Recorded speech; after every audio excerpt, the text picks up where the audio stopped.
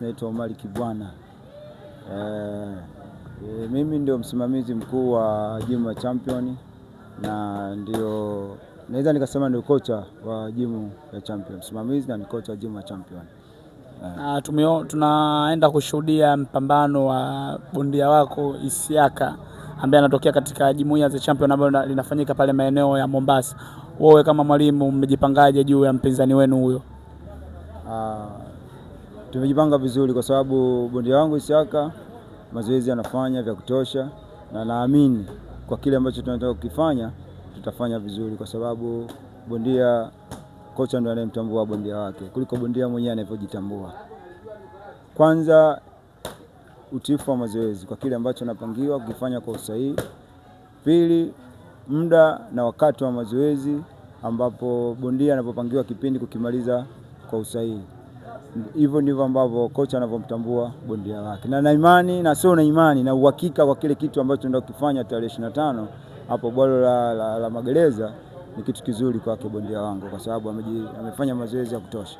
Na kwa yote ambaye kijana ambaye anapenda kuingia katika tasnia hii ya boxing, akitaka kujiunga katika hii gym yenu ya The Champion, afuate vigezo gani? Vigezo kwa kawaida, kwanza tunamwangalia ametokea wapi.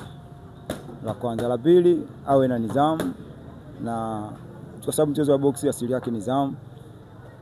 Mchezo wa boxing asili yake usafi, na usafi sio mwili na nguo tu, hapana. Usafi mpaka mtaani unakotokea, kwa sababu huwezi kumpokea kijana ambaye tabia zake hazifanani na mchezo wa boxing. Mchezo wa boxing mchezo wa hatari kusema ukweli. Huu ni ugomvi.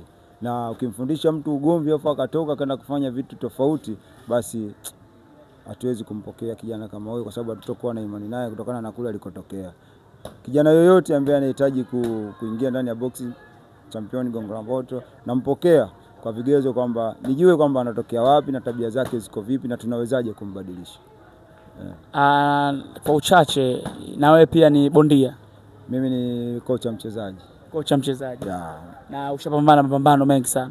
Kwa sasa nadhani na pambano zaidi ya 10 na ambayo yapo kwenye box record. Unajua sisi tulianza zamani. Mimi kama mimi mechango ya kwanza naanza kupanda kwenye ringi, tukiacha kule nyuma nilikotokea mwaka 2008.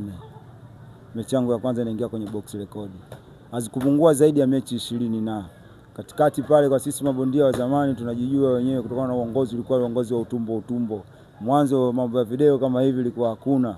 Tunapigana kule, tukishamaliza tunahadisiana kwenye midomo. Lakini sasa hivi ukipigana hata kichocholoni, kesho utaikuta kwenye mtandao na inaonekana kwamba ulichokifanya kizuri au kibaya. Nilipigana na mabondia wengi sana ambao kwa sasa hivi kama utaniona utanikumbuka